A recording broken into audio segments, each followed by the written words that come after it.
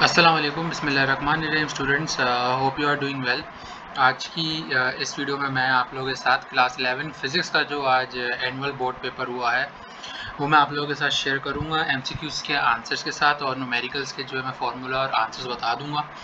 उसको सॉल्व नहीं करूँगा क्योंकि वीडियो जो है काफ़ी लंबी हो जाएगी। अगर आप लोगों ने न्यूमेरिकल्स का फार्मूला और आंसर सही है तो इसका मतलब है आपकी वर्किंग भी ठीक होगी। और जिन स्टूडेंट ने मुझे जो है फिज़िक्स का बोर्ड का पेपर शेयर किया उनका नाम है मिस निमरा। तो स्पेशली थैंक्स टू हर के उनकी वजह से जो है मैं आप लोगों के साथ एमसीक्यूज़ के सोल्यूशन और जो है न्यूमेरिकल्स शेयर कर पा रहा हूँ। तो इसके जो है हम लोग एमसीक्यूज़ पे चलते हैं। पहला है the dot product of unit vector I and के एस, तो वो होगा 0। क्यों? क्योंकि अगर मैं यूनिट वेक्टर पे करूँ तो वो परपेंडिकुलर को इस तरीके से देखते हैं, तो cos 90 का अगर इसके अंदर फॉर्मूला cos 90 0 होता है तो इसका डॉट प्रोडक्ट होगा 0, यानी option C is the correct. फिर नेक्स्ट है the change in the momentum is equal to impulse, यानी option C is the correct. Every point on the rotating body has the same angular velocity, option B is the correct. The work done in a lifting 30 kg mass to a height of 20 meter where G is this। तो यहाँ पे जो है work done को हम potential energy के बराबर लेंगे तो वो mgh होगा। वैल्यूज डालेंगे 30 multiply by 20 multiply 30 multiply 9.8 multiply by 20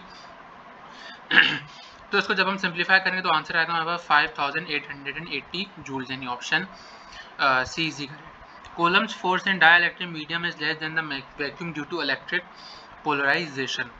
फिर the Doppler effect is used in the medical imaging technique, तो वो है अल्ट्रासाउंड में होता है।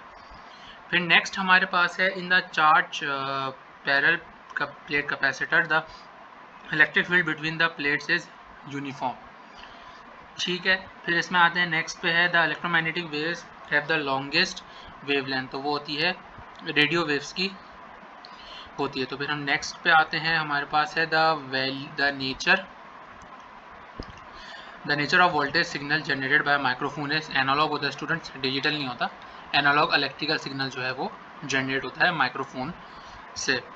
फिर जो हम लोग नेक्स्ट पे आते हैं जिसमें है in a mass spring oscillator if the attach mass is double then the time period will be √2 t, यानी option C is correct. The significant figure in the number 406.0586, यानी सभी जो है इसके अंदर काउंट होंगे, जो जीरो बीच में है वो भी काउंट होंगे। फिर नेक्स्ट पे चलते हैं। नेक्स्ट हमारे पास है इसमें the buoyant force on an object in the salt water compare to the fresh water will be greater, तो option D is the speed of sound in the air at standard temperature pressure is 332 meter per second. If the air pressure becomes double the temperature at the same temperature, then the speed of sound वही रहेगी 332 meter per second, यानी option B is the correct.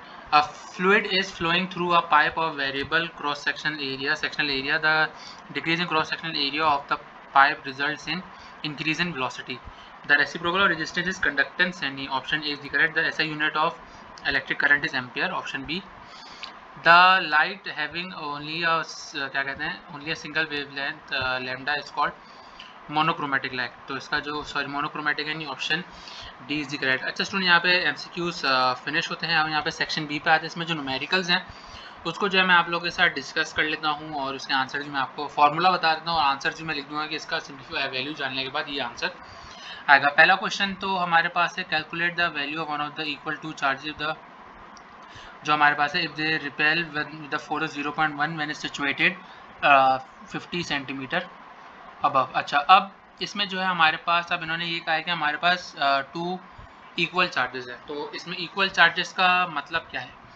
Equal charges का मतलब है कि जो हमारे पास formula होता है के Q1 Q2 upon R square का, तो उसमें Q1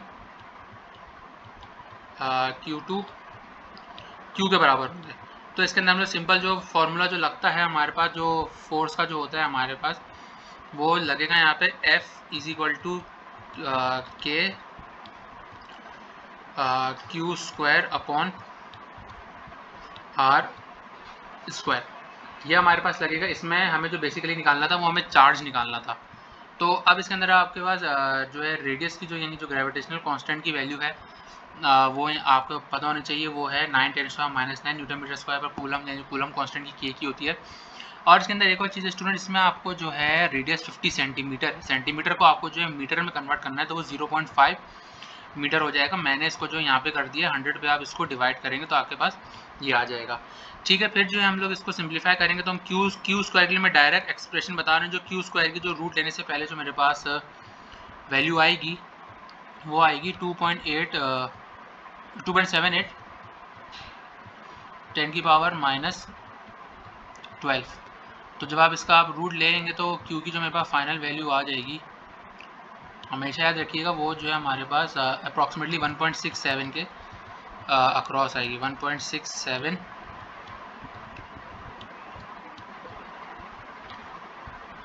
10⁻⁻6। और अगर आप इसको कॉलम में या माइक्रो कॉलम में लिखेंगे तो माइनस की जगह वो माइक्रो का सिंबल बना देंगे। अच्छा, अब जो दूसरा क्वेश्चन है हमारे पास, a car having mass of 800 kg moving with a radius of 500 meter at a speed of 40 km/h, find the magnitude of centripetal acceleration and centripetal force। तो इसमें हमें centripetal force AC भी निकालनी है और FC भी निकालनी है। तो AC का जो हमारे पास फॉर्मूला होता है वो होता है AC = v square upon r होता है। ठीक है, v²/r। इसके अंदर आप वैल्यूज डालेंगे तो आपके पास, अच्छा, इसमें वेलोसिटी को जो है आप लोग km/h को वो मीटर/सेकंड में करेंगे, मल्टीप्लाई बाय 1000 डिवाइड बाय 3600, तो आपको 11.11 मीटर/सेकंड आ जाएगी, 11.11। मैंने इसको यहाँ पे लिख दिया, मैं ज़्यादा नहीं कर रहा हूँ क्योंकि वीडियो को उतना मुझे लंबा नहीं करना है। फिर नेक्स्ट पे आते हैं, उसमें इसमें हम लोग वैल्यूज डालेंगे तो हमारे पास सेंटीमीटर एक्सीलरेशन की जो वैल्यू आएगी वो आएगी 0.2 समथिंग 247 मीटर पर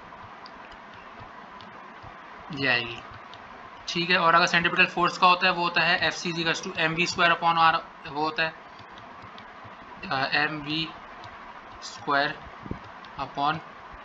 ये होता है। इसके अंदर मैं सिर्फ डायरेक्ट आंसर लिख रहा हूँ तो मेरे पास जो फोर्स का यूनिट होगा, अच्छा, इसके अंदर हाँ mv²/r, यहाँ पे आपको सारी चीज़ें, रेडियस भी दिया हुआ है, सब कुछ दिया हुआ है। तो आप इसको आप क्या करेंगे, हाँ, इसको जो सिंपल वैल्यूज होंगी वो 197.6 होगी न्यूटन। तो दूसरा न्यूमेरिकल भी होता है। अब हम इसके तीसरे वाले पे चलते हैं। तीसरा क्या है मेरे पास, the small piston of hydraulic press has an area of 10.02 centimetre square when a force applied 50 newton. What should be the area of the large piston in centimetre square and the exerting. अच्छा, इसको जो है आपको area को centimetre square में ही रहने देना है, उसमें चेंज नहीं करना मीटर स्क्वायर में।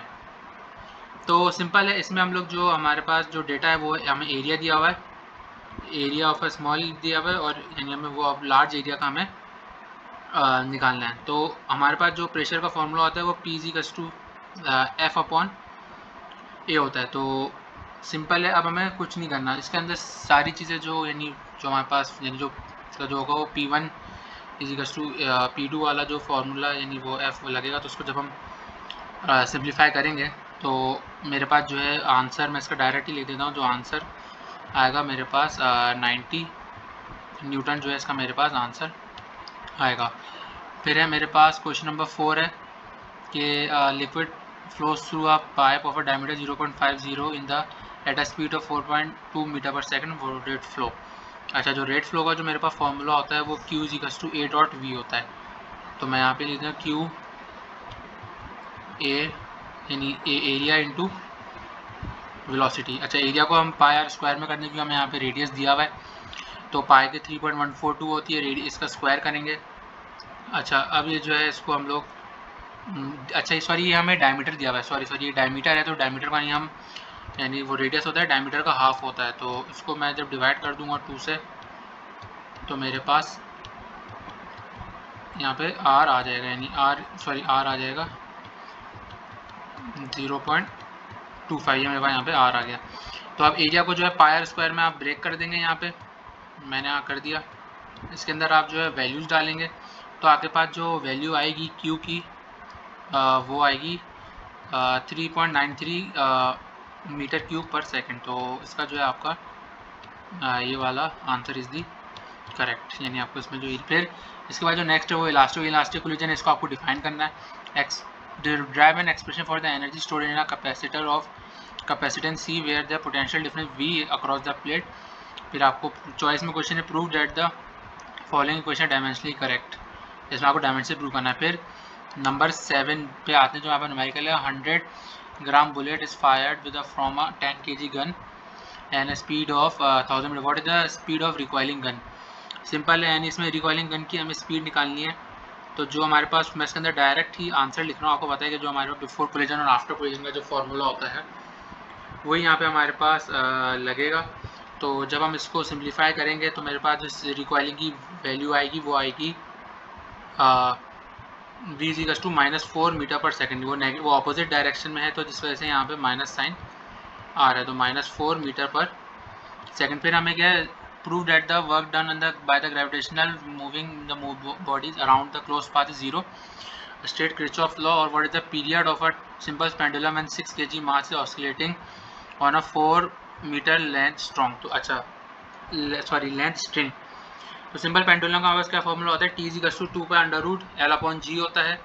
मैं यहाँ पे फॉर्मूला लिख देता हूँ टी। इसमें हमें निकालना क्या था, पीरियड यानी टी ही निकालना था मैं, 2/√L/G यही होता है हमारे पास। सिंपल वैल्यूज़ डालेंगे, पाई की 3.142 होती है, लेंथ यहाँ पे हमें दी हुई है 4 मीटर है, ग्रेविटी 9.8 रखेंगे या 10 रखें, वो आपके ऊपर डिपेंड करता है। मैं अगर यहाँ पे 9.8 के साथ चलूँगा तो मेरे पास आंसर आएगा 4.01 सेकेंड्स। फिर इसमें जो यहाँ पर नेक्स्ट है, in the speed of sound in air 27 degree is 445 metre per second. Find the speed of 47 degree, यानी हमें 47 डिग्री पे इसकी स्पीड मालूम करनी है। ये भी इजी सवाल है। इसका जो हमारे पास फॉर्मूला होता है, यानी जो V0 हमें ये, अच्छा ये चीज़ हमें दी हुई है V0, यानी ये 345 ये हमें V0 दिया हुआ है। तो हमारे पास हमें स्पीड निकालनी है, तो मैं यहीं पे ही कर देता हूँ। तो मेरे पास जो VT का जो फॉर्मूला होता है, VT is equals to V0 plus 0.61 T. इसके अंदर आप वैल्यूज़ डालेंगे सारी। टी यहाँ पे टेम्परेचर है जो आपको 47 डिग्री दिया हुआ है। यहाँ पे मैं टी भी वैल्यू कर देता हूँ, ये आपको यहाँ पे जो है इन्होंने टी की वैल्यू दी हुई है। तो वी टी हमारे पास जो आएगी सिंप्लीफिकेशन करने के बाद वो आएगी हमारे पास 373.67 ms मीटर पर सेकेंड। तो ये मेरे पास जो है इसका आंसर है। फिर जो हमारे पास नेक्स्ट न्यूमेरिकल है वो हमारे पास डिफ्रैक्शन ग्रेडिंग का है। तो उसके अंदर डिफ्रैक्शन ग्रेडिंग के अंदर उन्होंने पूछा कि हमें डी निकालना है, यानी कि find the number of line in centimetre में हमें उसको निकालना है। तो मेरे पास जो फॉर्मूला होता है वो होता है डी साइन थीटा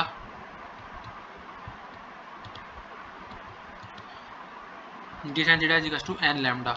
तो उसको जब आप अरेंज करेंगे, मैं डायरेक्ट इसको कर रहा हूँ, जो यहाँ पे आपको एंगल भी दिया हुआ है थीटा, यहाँ पे आपको जो है नंबर यानी वो भी दी हुई है, क्या कहते हैं लैम्डा भी दिया हुआ है। तो उसको जब आप निकालेंगे तो मेरे पास जो डी की जो वैल्यू आएगी, वो मेरे पास आएगी 1.2 10 की पावर -4। ठीक है। अच्छा, अब जो हमारे पास जो लास्ट न्यूमेरिकल है वो हमारे पास है ट्रैवलिंग ऑफ साउंड। ठीक है स्टूडेंट, अब हम क्वेश्चन नंबर 10 को देखते हैं। जो हमारा न्यूमेरिकल है 4 meter string long both end vibrates in 2 loops with the frequency of 20 hertz. Find the speed of the travelling waves, यानी हमें स्पीड ऑफ ट्रैवलिंग वेव्स निकालनी है। अच्छा स्टूडेंट, इसमें सबसे पहले जो है हमें पता है कि वो 2 लूप्स हैं, तो यानी इसका मतलब हमारे पास क्या है कि सेकंड हार्मोनिक है, यानी जो n की वैल्यू होगी वो हमारे पास यहाँ पे 2 होगी, यानी जो हमें लैम्डा पहले निकालनी है और हमें यहाँ पे लेंथ भी दी हुई है। और जो है इस तरीके से हम लोग जो फॉर्मूला होता है lambda equals to n multiply by 2/L। तो इससे जब आप लोग लैम्डा निकालेंगे तो लैम्डा हमारे पास यहाँ पे आ जाएगी, मैं इसको आगे ही थोड़ा कर दूँ, लैम्डा मेरे पास आ जाएगा 4 आ जाएगा। सही है। तो फिर जब आप इसमें जो है इस वाले फॉर्मूले में रखेंगे तो 20 मल्टीप्लाई बाय 4 करेंगे तो आपके पास आ जाएगा 80। तो ये जो है इसका यहाँ पे करेक्ट आंसर है। तो अब हम सेक्शन सी पे चलते हैं, जिसमें आपको डिटेल क्वेश्चन आंसर्स करने हैं। 2 vectors a1 a2 are making theta 1 θ2 with respect. इसमें आपको जो मैग्नीट्यूड और रिजल्टेंट ऑफ रेक्टेंगुलर कंपोनेंट है, फिर आपको सेंट्रीपिटल एक्सेलरेशन का एक्सप्रेशन जो है आपको ड्राइव करना है। फिर आपको जो है वो इलास्टिक कोलिजन का जो एक्सप्रेशन है वो आपको फाइनल वेलोसिटी के उसके लिए करना है। और बर्नौलीज प्रिंसिपल जो मैंने इंपॉर्टेंट बताया था आपको कि ये आएगा, यही पेपर में मौजूद है। फिर आपको इलेक्ट्रिक डायपोल का करना है, ये भी मैंने क्वेश्चन इंपॉर्टेंट्स में लिखा था, अगर आपने फॉलो किया होगा तो आपको पता होगा। फिर इसमें जो आपको इक्वेशन बतानी है, electric field intensity due to the electric dipole at the point which is perpendicular distance y from centre पे हार्मोनिक मोशन है, particle is an uniform motion, prove that projection is executing simple harmonic along the diameter of reference port. फिर Doppler effect है जिसमें से expression आपका apparent frequency का, the listener moves away from the stationary source, the listener moves away the source और sound moves. ये दोनों cases जो है मैंने अपने उसमें लिखे थे, तो ये भी जो है पेपर में आए। फिर लास्ट यंग डबल स्लिट के, उसमें आपको मैथमेटिकल एक्सप्रेशन फॉर ब्राइट और डार्क फ्रिंजेस के और फ्रिंज स्पेसिंग का आपको एक्सप्रेशन डिफाइन करने। ठीक है स्टूडेंट, यहाँ मैंने आप लोगों के साथ क्लास 11 फिजिक्स का जो एनुअल बोर्ड पेपर था मैंने पूरा सॉल्व किया है एमसीक्यू के आंसर के साथ, न्यूमेरिकल के आंसर के साथ। उम्मीद है आप लोगों को वीडियो पसंद आएगी। चैनल सब्सक्राइब कीजिए, बेल आइकन को प्रेस की, वीडियो को लाइक कीजिए, शेयर कीजिए। मिलते हैं नेक्स्ट वीडियो में और पीडीएफ का लिंक डिस्क्रिप्शन में होगा। अल्लाह हाफिज़।